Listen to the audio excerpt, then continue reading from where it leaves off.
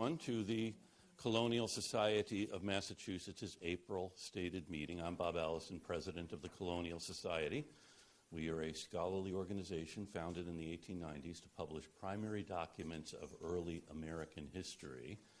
And since our founding, we have hosted scholarly events where someone presents research on a topic of interest to our members. Our time period actually goes up to 1820 for those who are interested. And here on the eve of Patriot's Day, we could not have a better speaker than John Bell. J.L. Bell probably knows more about Boston in 1774, 75, and 76 than anyone, including those who were alive at the time. He wasn't? For more than 20 years, he has been maintaining the Boston 1775 blog, where every day he posts something on history, analysis, and unabashed gossip about the start of the American Revolution in New England. And it's the first place I go when I have a question, because he's always covered it already. And in addition to that website, he created the comprehensive study for the George Washington's home and headquarters in Cambridge. It used to be known as the Longfellow House, but now actually, mainly thanks to John and to Jim Shea, it is known as Washington's headquarters / Longfellow House. And John did path-breaking research on that period in the house's history. And he also is the author of, as you probably know, of The Road to Concord, which is on how 4 stolen cannons ignited the Revolutionary War.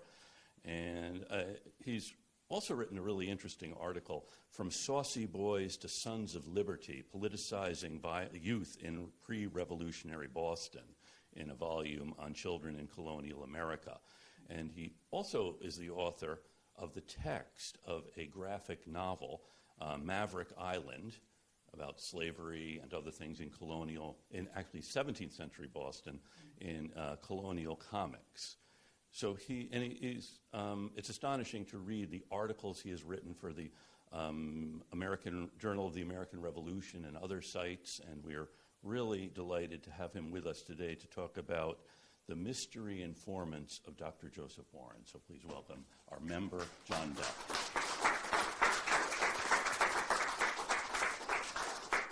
Thank you so much, Bob. I'm really delighted to be here. I look at the Colonial Society's digital resources about once a week at least, so it's great to be part of the discourse here. I'm going to start this talk with Henry W. Holland's biography of his ancestor, William Dawes. And Holland wrote and published this book to tell people that on April 18, 1775, William Dawes carried the same important message for Dr. Joseph Warren that Paul Revere did. Holland disliked how Paul Revere was getting all the credit thanks to Henry Wadsworth Longfellow's fictionalized poem. So he interviewed his family about the family traditions they knew. In fact, he deposed his family. He had them legally swear to what they knew. On this page, I'm highlighting an anecdote from the deposition of Harriet Newcomb Holland in June 1875, and it passes on what she had heard from her mother about her grandfather, William Dawes, specifically what happened after Dawes, Revere, and Dr. Samuel Prescott were stopped by British patrols in the town of Lincoln.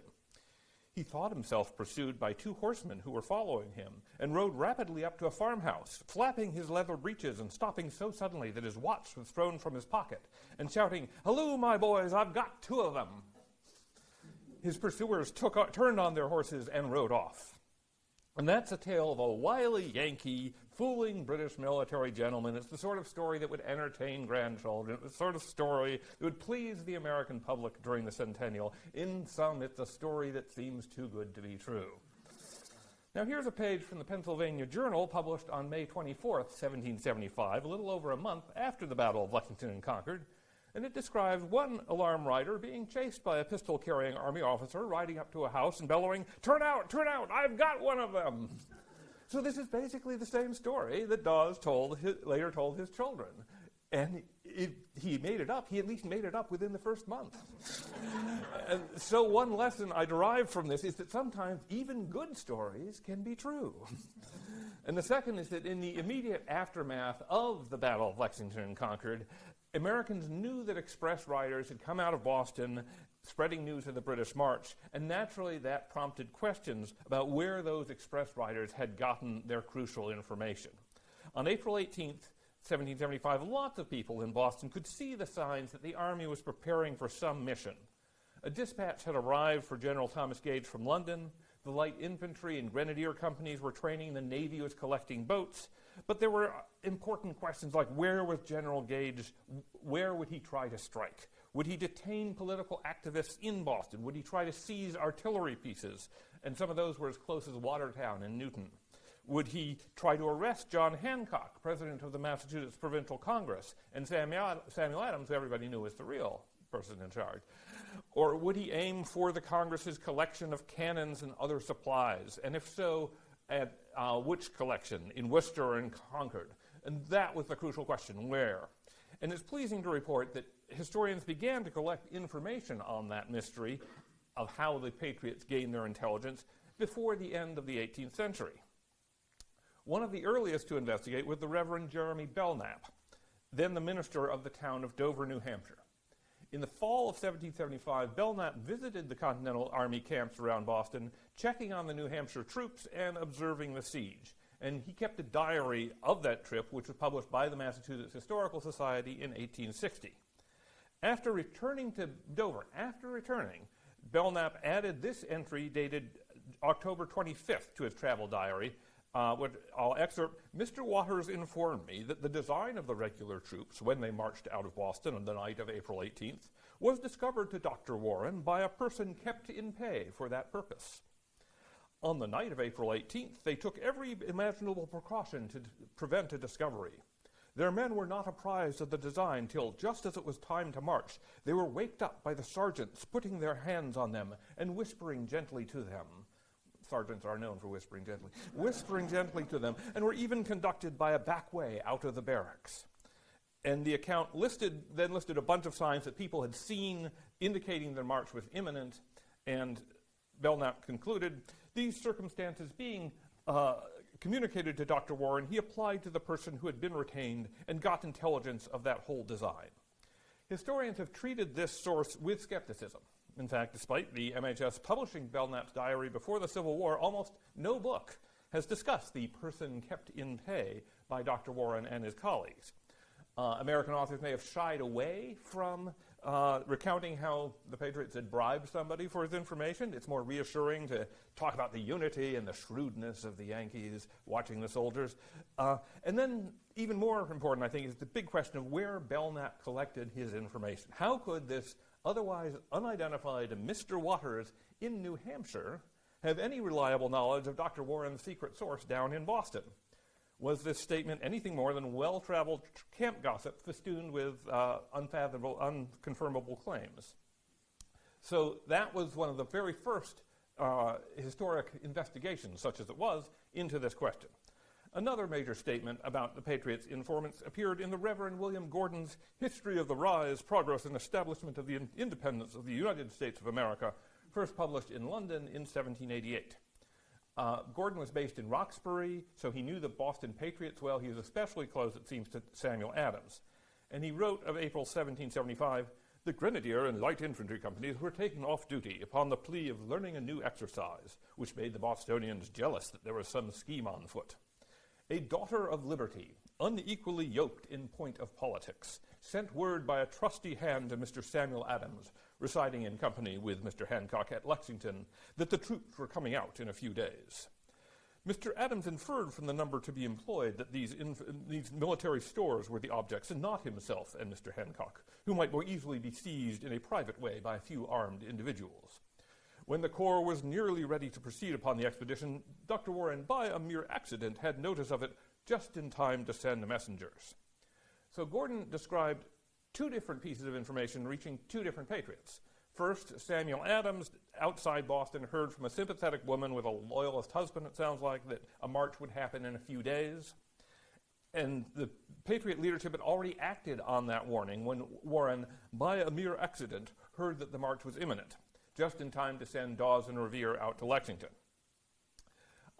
In 1794 came a source from the British side, former Army officer Charles Stedman's History of the Origin, Progress, and Termination of the American War. Stedman wrote, General Gage, on the evening of the 18th of April, told Lord Percy that he intended to send a detachment to seize the stores at Concord, and to give the command to Colonel Smith, who knew that he was to go, but not where. He meant it to be a secret expedition, and begged of Lord Percy to keep it a profound secret. As this nobleman was passing from the general quarters home to his own, perceiving 8 or 10 men conversing together on the common, he made up to them, when one of them said, The British troops have marched, but they will miss their aim. What aim? Asked Lord Percy. Why, the man replied, the cannon at Concord. Lord Percy immediately returned on his steps and acquainted General Gage of what he had learned. The general said that his confidence had been betrayed, for that he had communicated his design to one person only besides his lordship. Clearly, Colonel Percy was Stedman's source for this story, and clearly Percy believed that Gage's plan had leaked, presumably through that one person only. Now, of course, the man on the common might have just been speculating about what the British goal was based on the number of soldiers who were departing, what they knew was out in the countryside. Gordon told us that Samuel Adams had already made the same guess. One more early source was Paul Revere's letter to Jeremy Belknap about the opening of the war, published in the Massachusetts Historical Society's collection series in 1798. Revere didn't say Dr. Warren had a secret informant besides himself, but he described his mission this way. I immediately set off for Lexington, where Messrs. Hancock and Adams were, and acquainted them of the movement that it was thought that they were the objects. Thus, before the turn of the 19th century, historians had sources close to the action revealing that the general commanding the British troops and the colonel in charge of the reinforcement column both thought that the secret plan had leaked, despite only 2 people knowing it. Bostonians had already been discussing what that plan might be for days, based on publicly visible signs. Samuel Adams claimed to have deduced the general's goal, and the Committee of Safety was actually acting on that warning. And finally, Warren sent Dawes and Revere to Lexington, but not to Concord. And I think that last point is very important. Whatever information Warren had collected, whether it was from a paid informant or by a mere accident or by a daughter of liberty, that April 18th source did not tell him that Gage was focused on Lexington. But according to Percy and to General Gage's own orders, Concord was the only goal of the march. For many decades, including up through today, American historians have written that General Gage had 2 goals, both to arrest Hancock and Adams and to destroy the military supplies in Concord. And in fact, the general's intelligence files at the Clements Library in Ann Arbor show that he was not collecting information about Hancock and Adams' whereabouts. His orders for Lieutenant Colonel Francis Smith say nothing about looking for or arresting political leaders. The British officers on horseback patrolling the roads on the night of April 18th didn't go near the Lexington parsonage where Hancock and Adams were staying. The troops marched through Lexington, past the Common, and never came closer than half a mile from that building. Americans were very pleased that Hancock and Adams weren't arrested. Very soon after the battle, they began to write letters and articles assuming that those men had made this narrow escape. There's even a propaganda story in the April newspapers about British soldiers attacking the parsonage and killing people and killing livestock. But that never happened. The true goal of General Gage's expedition will be crucial to figuring out who knew about it and how much they knew. In the first half of the 19th century, American historians continued to write about the start of the Revolutionary War, of course. It's our origin story. But those authors didn't dig into the question of whether someone close to General Gage had leaked his plan for the march. In 1849, the Charlestown historian Richard Frothingham quoted the story from Charles Stedman, that story of, I told one person only, but he did not tell that detail about one person only. He only told the detail about somebody on the Common knowing where the march was. He emphasized how Massachusetts patriots had gathered multiple signs that the army was about to act and figured it all out. Likewise, the most authoritative American historian of its time, George Bancroft, retold the story from Stedman after the expedition, after describing the departure of the expedition. Bancroft rendered the maneuvers very dramatically, but he skipped right over the question of whether anyone leaked Gage's orders. That just didn't seem to interest him. That was in 1858. 2 years later, a new piece of writing appeared that I believe made historians and the public much more interested in a possible leak. At the end of 1860, Henry W. Longfellow published Paul Revere's Ride, later part of Tales of a Wayside Inn. And that poem was a big success, and it focused public attention on Paul Revere and everything to do with him. It literally rewrote the landscape of that story. For example, Paul Revere, back in 1798, he said that 2 lanterns had been hung in the North Church. For his poetic meter and his poetic mood, Longfellow changed that to the Old North Church, and that's the way we remember it ever since. After Longfellow's poem, 2 families came forward to claim that their ancestors had hung those 2 lanterns. During the centennial, we can see in the Boston newspapers proponents of Robert Newman and John Pulling arguing their cases. No one had publicly bothered to ask that question before until the poem. When Richard Frothingham returned to the story of Stedman in 1865 in his biography of Dr. Warren, he did include the passage about Gage telling one person only about his plan. Another factor affecting the investigation into Dr. Warren's sources was the publication of more accounts of the Revolutionary War from the British side. Other British officers besides Percy, such as General Henry Clinton, also suggested that Gage had been betrayed. And the chief engineer, Captain John Montresor, on the right there, went so far as to describe General Gage having all of his cabinet papers, ministers' letters, etc., and his correspondence all stole out of a large closet or wardrobe up one pair of stairs on the landing of the government house. Now, in fact, Gage's voluminous papers, dozens of trunks, apparently intact, had sailed home with him. So this is not reliable information, but it's the way the officers around him were thinking of the situation, that he had obviously been betrayed. Other British officers, however, criticized General Gage for being too lenient on the colonials, and in particular they expressed this criticism in gendered ways. Some implied that Gage was less than manly. The Boston merchant John Andrews wrote in a private letter in March 1775, "The officers and soldiers are a good deal disaffected towards the governor, thinking, I suppose, that he is partial to the inhabitants. Many of the latter have made no scruples to call him an old woman." And likewise, when Margaret Gage, his wife, arrived in Portsmouth, England in September 1775, the St. James Chronicle newspaper printed this snarky comment: "We are assured that it is not General Gage's wife who has arrived from Boston, but the general himself in his wife's clothes. His wife is left behind, invested with the supreme command, and will prove a much more formidable enemy to the Americans than her husband." Other newly published sources, however, newly published in the late 1800s, hinted that the problem was Margaret Gage's tender sentiments exercising too much influence over her husband. She had been born in New Jersey and was therefore an American. Former Massachusetts Governor Thomas Hutchinson, in exile in London, wrote in his diary in July 1775 that a member of Parliament told him, "Gage's lady had said she hoped her husband would never be the instrument of sacrificing the lives of her countrymen." Major James Wemyss of the British Army later assessed Gage by reputation, not by personal experience, this way: "Lieutenant General Gage, a commander-in-chief of moderate abilities, but altogether deficient in military knowledge, he was governed by his wife, a handsome American. Her brothers and relations held all the staff appointments in the army and were, with less abilities, as weak characters as himself." And finally, in 1899, the British government published text from an unsigned letter sent to Margaret Gage from New Jersey in November 1775, and that unknown friend, indicated that during the dreadful Battle of Bunker Hill, Mrs. Gage had lamented the loss of life on both sides. Now, of course, Margaret Gage was not unusual in disliking carnage. Everyone said that a civil war would be horrible. Most people believed that that meant the other side should back down. Gender expectations of the time allowed Margaret Gage to express more emotion, more regret about the outbreak of war than her husband and other army officers. That doesn't mean she actually felt more regret.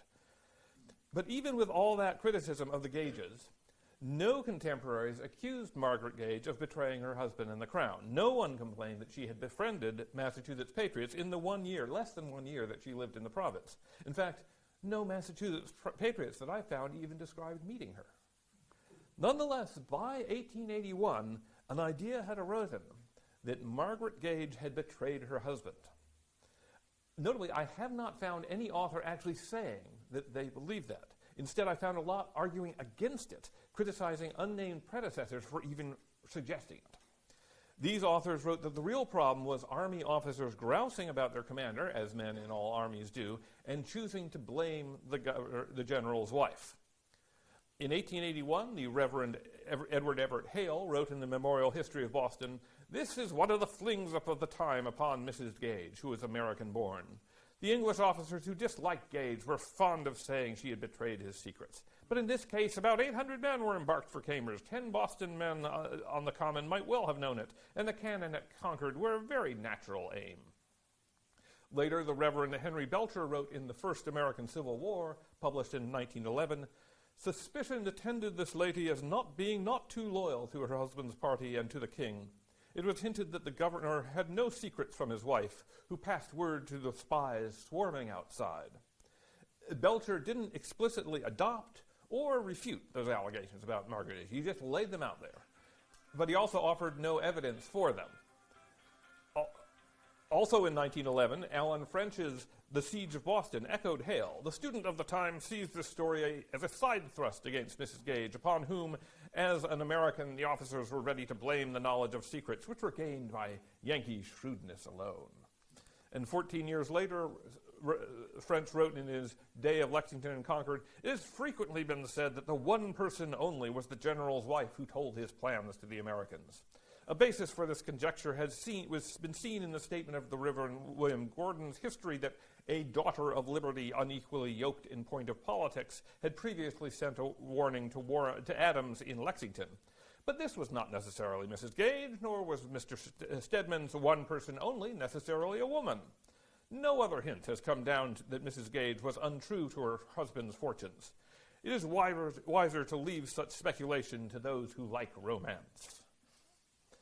Alan French also considered the information that Belknap got from Mr. Waters, and because that information contained so much detail about how the regulars had gathered, French supposed that the source was a British deserter whom the minister had met in the Continental camps. Now, in fact, we can see that Belknap clearly wrote down that story after returning to New Hampshire, not while he was on the siege lines. And French simply passed over what that source said about Dr. Warren keeping someone in pay. Back to the suspicions about Mrs. Gage. I think another factor in authors being more open to this idea during the late 1800s and early 1900s was the rise of feminism during the campaign for women's suffrage. The model of the companionate marriage promoted the assumption that a husband and wife would discuss important matters, even if those fell within the traditional male or female spheres of action. And in that environment, who else could the one person only be who knew of General Gage's plans but Mrs. Gage?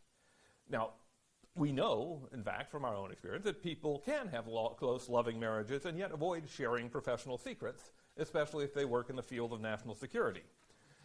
As I said, authors kept dismissing this idea about Mrs. Gage, but it continued to survive. And gradually, they came to accept some of the assumptions that the hypothesis was built on. When Esther Forbes wrote Paul Revere and the World He Lived in 1942, she uncritically repeated, "Only two people were told of the destination of the regulars, Lord Percy and Gage's own wife." Well, that's not what the source says. In a note, Forbes elaborated, "The story is that Gage believed it was his American wife who had betrayed him, she being, as an early historian had it, unequally yoked in point of politics to her famous husband. This version seems to be gossip started by Gage's own officers who did not like him and wanted to throw suspicion upon him and his wife." As we can see, Forbes was skeptical about this gossip, but nonetheless she accepted that the one person only was Margaret Gage and that the woman unequally yoked in politics was Margaret Gage. That story was still in the air in 1948 when John R. Alden published General Gage in America. And he wrote, "One question which has been posed again and again and which some writers have attempted to answer must be treated here, for it involves the loyalty of Margaret Gage to Britain and to her own husband. It has often been stated that Margaret Gage may have furnished information of the general's plans for April 19th to the American leaders." Alden then collected all the available evidence that could be read to point to Margaret Gage, and he provided the strongest counter-arguments to that thesis, which he disagreed with.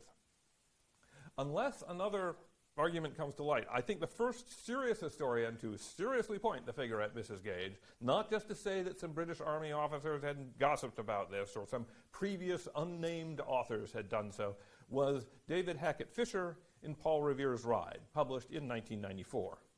Fisher disclaimed any certainty, but he wrote that circumstantial evidence strongly suggests that Margaret Gage was Dr. Warren's crucial informant. This book even circled back to the Reverend Jeremy Belknap's mysterious Mr. Waters to describe how Dr. Warren applied to his crucial source late on April 18th after gathering other intelligence. Few previous historians had picked up on that part of Belknap's diary. But Fisher, again, set aside the detail about the person kept in pay as unreliable, and instead he focused on the possibility that that one crucial source was Margaret Gage. This argument rested on many of the same assumptions that Esther Forbes had made back in 1942, that Margaret Gage was the woman unequally yoked in point of politics, that he was the one person only that the general who knew the general's plans before Percy. And now, in this presentation, she was also the person Warren applied to for intelligence of their whole design. The argument in Paul Revere's Ride also rests on the belief that Thomas and Margaret Gage were estranged after April 1775. The book says, Margaret was packed aboard a ship called the Charming Nancy and sent to Britain, while the general remained in America for another long and painful year. In fact, Margaret Gage sailed for Britain in August 1775, and Thomas followed in October. When she left Boston, Margaret had just become pregnant, meaning that she was carrying a child conceived after the Concord expedition. And she had another child in 1777. And of course, I wasn't in the room, but nobody ever said that wasn't Thomas Gage's children. It looks like the Gages weren't very estranged. Indeed, if I were trapped in a town surrounded by thousands of militant rebels and suffering from food shortages, I might be grateful if my husband sent me to a nice home 3,000 miles away. I might even see that as a sign of love rather than a new enmity. But those criticisms came later. The suggestion about Margaret Gage in Paul Revere's Ride seized on the public imagination here in Boston. In the next couple of decades, several historical sites retold the story, not merely as merely one possibility usually. Nobody ever said it was proven, but as a juicy and memorable one, as the one they dramatized, as the one they put as the highlight of the tour. Fiction writers have gone even further, especially since the theory offered the possibility of a romance between the handsome widowed doctor and the unhappy general's wife. This image, for instance, is from the History Channel's miniseries, Sons of Liberty. Even in this sesquicentennial year, the latest retelling of the story of Paul Revere's Ride includes the possibility of Margaret Gage betraying her husband's secret plan as a selling point. I think the facts in the case point in the other direction. General Gage's plans were not leaked to Dr. Warren, not by his wife, nor by anyone else. Whoever Colonel Percy heard on the Common was making a guess based on the visible evidence. Dr. Warren had collected enough information to know that the march was a serious threat, that troops were headed out to the northwest, that they would be out for a full day, but he didn't know the whole plan. If Dr. Warren had learned General Gage's orders, he would have known that the troops were heading to Concord. He would have told William Dawes and Paul Revere to ride all the way to Concord, and instead he had them only go as far as Lexington. They decided on their own to go further. Thus, the one person only Gage had talked with was not one of Dr. Warren's sources. Who was that one person only? The march to Concord involved more than 700 soldiers from 11 different regiments, supplemented by over a dozen scouts on horseback, equipped and supplied for a full day's march, moved out of Boston in coordination with the Navy. Did General Gage write all those orders by himself? No, he had an adjutant or chief administrative officer to help prepare and carry out his plans, and that man was Major Stephen Kemble. Kemble was obviously the most likely person for Gage to discuss his plan with. Major Kemble was also Margaret Gage's brother. Another brother, Samuel, had become the general's personal secretary. The fact that the general gave his relatives high positions was just another thing that younger army officers complained about. And I find it interesting to line up the usual points that people use to point the finger at Margaret Gage and consider Stephen Kemble alongside her. And I think, in fact, that sharing actual responsibility for military planning is a weightier factor in this consideration than expressing regret for a war. And then there's this factor, that Stephen, after the war, came back and settled in New Jersey and died as an American. So if we're going to look at somebody who had divided loyalties, we should be looking at Stephen and not at Margaret, who went home with her husband, had another child, lived the rest of her life in the Gage's castle. What about the daughter of liberty, unequally yoked in point of politics? Well, there were several possibilities. I think the most likely was Esther Sewall, wife of Massachusetts' Royal Attorney General. Sources agree that Esther Sewall supported the Massachusetts resistance even as she followed her husband into Loyalist exile as a dutiful wife. Given his role in prosecuting criminal cases, Jonathan Sewall seems like he would be in a good position to learn about Lord Dartmouth's recommendation to arrest the leaders of the Provincial Congress, including Hancock and Adams. Esther Sewall's sister, Dorothy Quincy, was Hancock's fiancée. Wow. So even beyond political affinities, that would give her a motive to get news out to Hancock and Adams that perhaps they were going to be arrested. But that daughter of liberty who sent a warning to Samuel Adams a few days before April 18th was not privy to General Gage's actual plan. She was not his crucial informant. The crucial informant seems to be this person kept in pay. Who was that Warren consulted the last before setting out his first express rider? And this is the question that seems most pertinent to the Patriot intelligence network. And again, we know about that informant from the Reverend Jeremy Belknap's description of a conversation he had with a Mr. Waters after returning to Dover, New Hampshire in October 1775. Many historians have therefore doubted the value of that information, but Belknap, I think, was too good a historian to spend time writing down information he had no reason to believe. As I said before, Alan French guessed that Belknap got his information from a deserter, but a British soldier wouldn't have known about Dr. Warren's actions.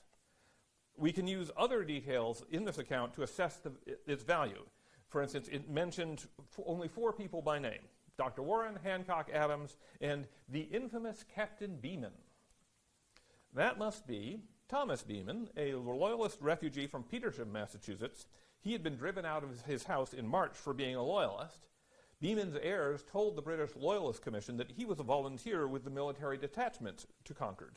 And the New England Chronicle newspaper of September 12, 1776, referred to Captain Beeman of Petersham, who piloted the ministerial butchers to Lexington. And that information matches what Mr. Waters said about Beeman the previous October. So far from being a random New Hampshire big mouth, Mr. Waters actually had solid, still unpublished information about the march, which he shared with Belknap. Here's my hypothesis about who Mr. Waters was. Josiah Waters was a painter who became a respected merchant and landowner in pre-revolutionary Boston. He was elected to several town offices and ultimately warden, which is one of the most prestigious. In 1747, he joined the Ancient and Honorable Artillery Company, and he filled many roles in that organization. As of 1770, Josiah Waters was the captain, a captain in the Boston Militia Regiment. In 1747, Josiah and his wife Abigail had a son, Josiah Jr. He became also a member of the Ancient and Honorables, and in 1770 he joined the St. Andrew's Lodge of Freemasons. And by 1772, Josiah Jr. was his father's lieutenant in the Boston Militia Regiment. Captain Waters' brother-in-law, Thomas Dawes, was the regiment's major, and the regiment's adjutant or administrative officer was their nephew, William Dawes. In 1768, Josiah Waters Sr. had invested in land in Maine, becoming the chief proprietor of the Massabesic Plantation. That area included the modern towns of Alfred, Sanford, and what the family would eventually modestly name Waterboro. The Maine Historical Society has digitized the Waters account book and this map. When the war broke out in April 1775, it looks like the elder Waters quickly got his family out of town and then followed by the 22nd. Then, as a gentleman volunteer, he took on the job of laying out the fort in Roxbury, which was to keep the British Army from marching out over the neck. Josiah Jr. helped his father with these fortifications. In his memoirs, General William Heath listed Captain Waters among the men very serviceable in this line, and John Adams had praise for both father and son. But General John Thomas wrote that Waters has no great understanding in either gunnery or fortifications, any further than executing or overseeing works when traced out. In October, General George Washington started to reorganize the Army, and he didn't offer either Waters an Army commission for the new year. Josiah Waters Jr. took a new assignment helping to fortify New London, Connecticut, starting in late November, and his son would be his assistant again. And before heading south, I posit, one of the Josiahs, more likely the son, traveled north to take stock of the family property in Maine. The Massapequa plantation sat on the western side of that district, and just over the border in New Hampshire was the town of Dover. And the minister of Dover was the Reverend Jeremy Belknap. I thus think that the Mr. Waters who talked with Belknap on October 25th about how the war had started was Josiah Waters Jr., maybe senior, but I think junior. We know from later correspondence in the 1780s that Belknap and Waters were close friends. Belknap's Mr. Waters wasn't just some random guy in Dover. He had come from Boston. He was deeply embedded in the town's militia establishment. He was first cousin of William Dawes. What's more, we have other information about the outbreak of war from the younger Josiah Waters. Bostonians remembered him as really interested in preserving military lore. By the mid-1780s, he was colonel of the Boston Militia Regiment and treasurer of the Ancient and Honorables, and a profile for that society said he collected many facts for a history but never published them. The manuscript is lost. This is not written with a great deal of regret, but the manuscript is lost. And Waters told these stories orally, and one of those accounts was passed down and ultimately published in the New England Historical and Genealogical Register in 1853. Now, crucially, 1853 is before Longfellow wrote his poem, so before there was this explosion of interest in Paul Revere and that part of the story. That account was transmitted from Waters through Joseph Curtis of Roxbury to his daughter Catherine Curtis and into the journal.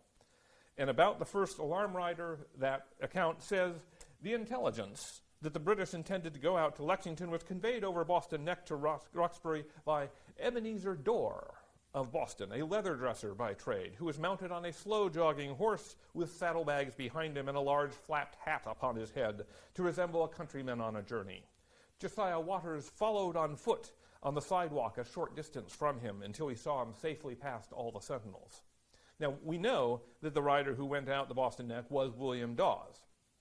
And it makes sense that Josiah Waters, his cousin and colleague in the militia regiment, would make sure that he got out safely.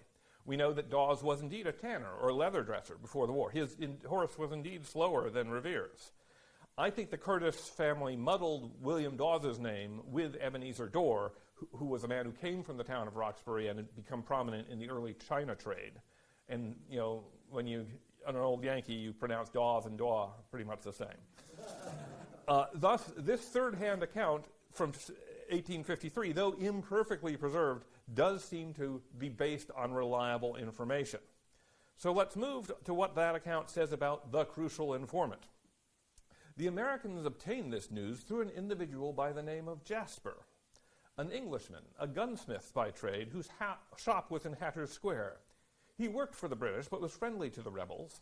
A sergeant major quartered in his family and made a confidant of him, telling him all their plans. Jasper repeated the same to Colonel Waters, who made it known to the Committee of Safety. Follow that name, and the person kept in pay to supply information to Dr. Warren was most likely William Jasper, a maker of cutlery and surgical instruments from Britain. Newspaper advertisements and vital records show that William Jasper arrived in New York in 1763, then moved on to Boston and married in June 1768. Weapons collectors have found William Jasper's name stamped, like you see, on a couple of blades possibly made in the late 1700s, such as a spontoon in the collection of the Worcester Art Museum. He wasn't a gunsmith, as the Curtis family remembered, but he may well have repaired army weapons. And along with his British origin, that might have been enough for him to gain soldiers' trust. Jasper reportedly had the confidence of a British sergeant major. Would be the regiment's senior sergeant. That dovetails with how Mr. Waters' tale to Belknap emphasizes the role of sergeants on the night of April 18th. Remember, the soldiers were supposed to be waked up by sergeants putting their hands on them and whispering gently. And of course, a sergeant major would not have been privy to General Gage's whole plan.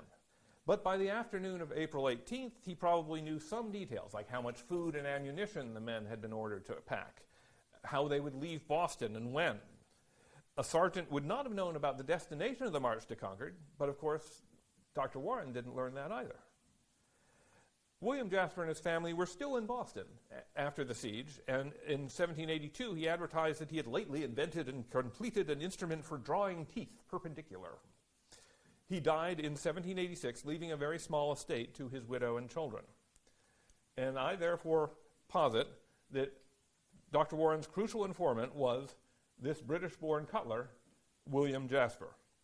Sadly, the story of a British craftsman being paid to pass on news from a sergeant living in his house just doesn't have the romance of the general's wife betraying his secrets to the handsome doctor. So what will the next century of history books say about Dr. Warren's crucial informant? Thank you.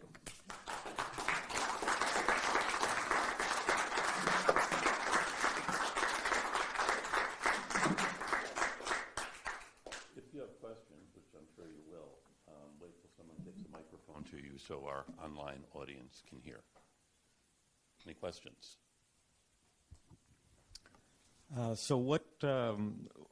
Dr. Benjamin Church was Yes. known to be a turncoat, and then you also had Henry Knox, who was getting inside information.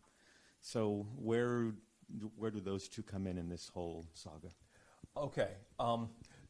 Henry Knox was the new son-in-law of Thomas Flucker, the secretary of the Royal Secretary of Massachusetts on the Loyalist side. I think, and I have a whole other talk about this, that starting after that marriage in 1774, pretty much everybody assumed that Knox would end up on the Loyalist side if he was not there already, because that was where his bread was now being buttered. And so I think that almost immediately after his marriage, James Rivington, the Loyalist printer in New York, starts sending him letters and things to sell. British officers come and ask him to, a British officer comes and asks him to print a pamphlet for him and so on. We also know that during that period, 1774 to 75, information heard in Knox's store is starting to get out to the Patriots outside of Boston. So I think he was using his position as somebody who was assumed to be loyal to the crown, if only for family reasons, as cover for gathering information, and every so often he would tell people. And he went to Paul Revere probably in the late fall of 1774 and told Revere that somebody was privy to Revere's conversation with his fellow mechanics about how they were surveilling the British Army. And Revere's account of that mentions the name of Thomas Flucker. And I think that's a clue to people in the know that I'm talking about Henry Knox, but I'm not going to say Henry Knox's name because he still has a reputation to uphold.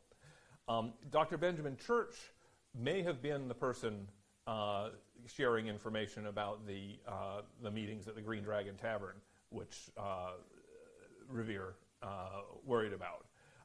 I think we can be certain that Church began to provide information to General Thomas Gage in February 1775, because on the very day that Church first attended the Massachusetts Committee of Safety meetings, where they discussed where the cannon were in the countryside, who was making carriages, and what are we going to do about it.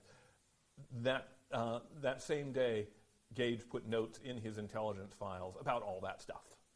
And whenever there was a meeting of the Committee of Safety that Dr. Church attended, there was suddenly more information in General Gage's files. So clearly, Church was providing information, and that would last until he was exposed in September 1775, by which point he was the Surgeon General of the Continental Army. Church does not seem to be involved in this situation. He does not seem to have betrayed Hancock and Adams. He does not seem to have offered Warren any information. He may well have been outside of town himself. He was certainly outside of town after the battle, but he had his mistress, a woman named Mary Wenwood, at a house in what is now Alston Brighton. And so he might have had other things on his mind on this crucial date. Joyce. Joyce. Sorry, in the corner, away from the microphone. Thank you. Thanks so much for this talk, which I'll be thinking about over the next few days, of course. I wonder whether you could say something about how this story is or isn't typical for the time, particularly thinking about the 7 Years' War and then moving into the Napoleonic Wars, where the circulation of information, even internationally, would be quite significant. So I sort of wondered, the contours of this story, how do they compare to things at the time and things especially in the near future? Thanks again. Okay. I tend, just by instinct, to take a very narrow view of these events, so I will look day by day with Dr. Church or something like that. So the larger comparison isn't so easy for me, but I would say that all of these, what we're seeing in the historiography is that people at the time and the very first accounts usually talk about lots of different sources, lots of different information. And then as the time goes on, the story is retold, it gets narrowed down into the crucial person. And I'm calling it crucial myself. But eventually what military intelligence has always been an aggregation of information from every possible source. But when we think about it, when we think about spy stories, we like a story with individual protagonists and not the collective gathering of information, some of which is appropriate, some of which is not. Clearly, Gage was trying, in the months leading up to the battle, to collect information. He had British officers out in the countryside pretending to be civilians. He had people sending him information. Even after the war starts, we see bits coming into his intelligence files from some of his army officers. The cannon are here in Waltham. So he understood very well that that he needed to collect this information. And at the same time, Dr. Warren and even Paul Revere knew perfectly well that they needed to collect the information. And I think all of them were just grabbing whatever they could, which is the way the information economy worked, where it was because information was so hard to come by and it took so long to get to you, people in some ways seem to be more open in the 18th century than they are now. And so both commanders, or in Warren's case, coordinator, would have been open to practically any information they could, much of it possibly disinformation, misinformation, or just false rumors, and then doing the best they could with their uncertainty, because they had no chance of confirming things that came from more than a day away. And so I think the information, they had more experience dealing with the uncertainty of information and making decisions based on that during this period than we have today. Could I ask a follow-up? Where's the microphone? Oh, here we go. Sorry, I should have hung on to it. For dear life. This raises the question of what we don't know, because the secrets were kept. And I'm thinking, of course, of Benjamin Franklin's Poor Richard's famous admonition, 3 can keep a secret if 2 of them are dead. So can you talk about that as a dimension? Because I think this is very interesting, of where intelligence comes to light to the historian, and then where you may have suspicions about they kept that secret. Yeah, it's an interesting question of what secrets they deliberately kept and what they should have kept. There is a moment in July 1775 where General Washington's military secretary, Joseph Reed, sends a letter to Lieutenant Colonel Loami Baldwin of the Massachusetts forces, saying, "We're going to be sending you a letter. You have to pass it on to a man named Tewksbury. Don't save this letter." If they were doing good spycraft, that should have been the end of it, and we wouldn't know about it. But instead, Reed then went on to say, and Tewksbury is going to send it into Boston, where this man named John Carnes is our spy, but don't tell anybody. And Baldwin saved the letter. So this is terrible spycraft. And it's wonderful for us because we have that story. Then there are moments like, as I say, we have Paul Revere in 1798 going to Jeremy Belknap and writing out his recollection of the start of the war and saying that a young man who was thought to be loyalist and had connections with Thomas Flooker came to me and told me this story. And anyone in the know the first candidate would be Henry Knox. And yet clearly Revere is trying to keep Knox's name out of that story. So, and doing a better job at it, because not everybody assumes that it is Henry Knox, whereas clearly whatever Reed and Baldwin were doing is out there for everybody. So some people, I think, were just naturally better at managing secrets than others. And in this case, Revere was actually keeping it. Now, of course, the people who really kept their secret, like when the British Army was about to take Philadelphia, John Adams recalled going and finding Samuel Adams in his room in this boarding house, going through his papers, tossing them in the fire. He knew how to keep secrets. And as a result, we don't have that many papers of Samuel Adams. We have a lot of papers of John Adams, some of which were rather indiscreet. So it does seem to be personality as much as a sort of general understanding and milieu of how to do these things. And yes, probably for a historian, it's great when the things when the sources are preserved and survive and can be read and put together like this. And of course, the most successful spies, we don't know who that person is any more than the people at the time did. Dr. Benjamin Church was caught because he had asked his mistress to send a letter for him into Boston because he was being cut off from other sources. And he wanted money. Half of his letters are asking for money. And she asked the last person she should have asked to send it in, her ex-husband. And he sat on the letter, and this is the one letter which Washington and the Patriot establishment got. And Church was able to argue that it wasn't really that damning. It didn't give away secrets. But there are other letters in General Gage's files, which are quite clearly from Church and quite clearly giving away lots of information.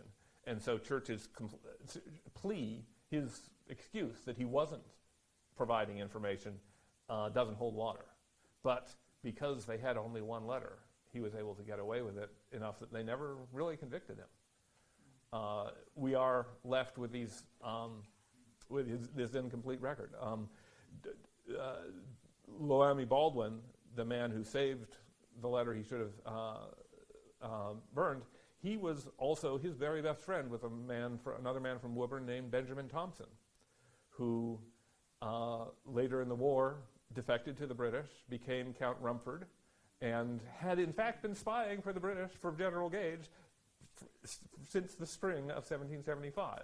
And nobody realized that until General Gage's files were open in the 1920s, because Benjamin Thompson had done such a good job, apparently, of covering his tracks, even though his tracks led to defecting. I mean, they really should have been more suspicious of that man.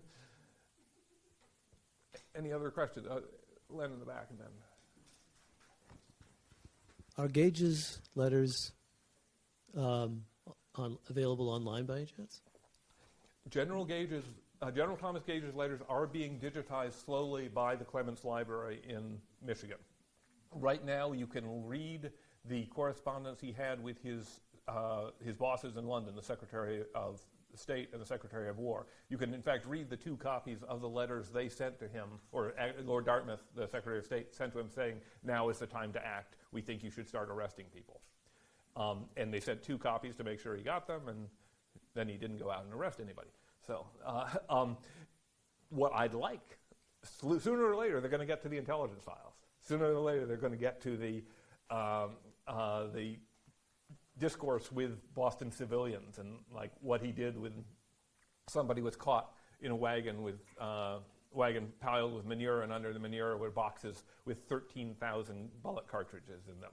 And this man came and asked Gage to give them up because they were his private property. I'd love to see more of that record being made available because the official correspondence has already been published. And so they're digitizing the stuff we already know first, and then they'll get to the stuff we don't know.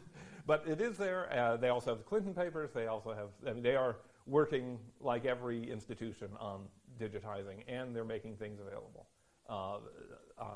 online for everybody. So more power to them, more speed to them as well, I hope. Thank you. My understanding is that Dr. Warren visited with General Gage prior to April 19, and they had corresponded before and after April 19. Gage, there are stories of Warren going to General Gage as early as September 1774. And yes, they did exchange letters later, I think maybe a couple after the war started.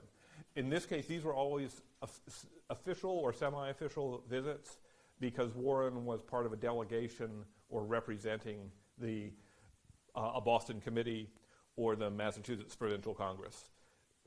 Gage was in an unusual position because he did not want to recognize these extra-legal bodies, or I guess the committee was a legal one, but he was polite and usually, I think, kept his temper while this man was obviously saying things which were, at the very least, disingenuous. Like there's a moment in September 1774, according to a Virginia newspaper, where Warren and possibly a committee came to Gage and said, why is the Army buying military stores? Why is the Army buying cannon inside Boston? And Gage says, you people are taking cannon out of Boston all the time. We're buying it because we need it to keep it away from you people. And more politely than that, but he's quite clearly exasperated by this. So, yes, Gage and Warren had an official relationship. There's no indication that Mrs. Gage and Warren ever met. Well, I was hoping you were going to tell us that Mrs. Gage and General Warren had an affair and pillow talk, but I guess my question was about the digitizing the documents, and I've looked at some of that stuff on microfilm, and it's hard to read. It takes a lot of interpretation, I guess. Is there any software or AI that they're using to help speed that up? I believe the Clements Library actually has OCR transcriptions. They have transcriptions available with their digitized documents of the Gage, Dartmouth, Barrington correspondence, and it's not good. It's not horrible, but it's given that these documents have already been transcribed and published in the 1930s. They have not simply gone back to that text and put it out there. They have done something with the machines, and so and they pretty much acknowledge that. I think so they are they welcome people sending them corrections, i.e., doing their work for them for free. So yes, that is a part of this, and I mean, it is having spent time reading 18th century handwriting of various sorts. The idea of training a machine to do that is pretty amazing. So again, hope that keeps going. I guess everybody's handwriting would be a little different. That's right, and the spellings are different, and abbreviations are everywhere, and God knows, yeah. Do you know if General Ward's archives have been transcribed? Have General Artemus Ward's archives been transcribed? I don't believe so. I think his papers are they at the MHS or Harvard or? Well, I know there's some at Mass Historic. Mass Historic? Okay. I do not think that they have been digitized or transcribed. I think that one problem, I admire General Artemus Ward at a distance, but I think he's a very boring man. and I think that there's just less demand for his work, for his letters, than for other men. And so it would be great if some surprises appeared there. But I have not heard anything. He lived in Shrewsbury, too far away to be part of what was happening on the 19th of April. He got out of his sick bed and came into Cambridge on the next day, but he was not really a player until he arrived at the headquarters in a house which is now under Harvard Law School.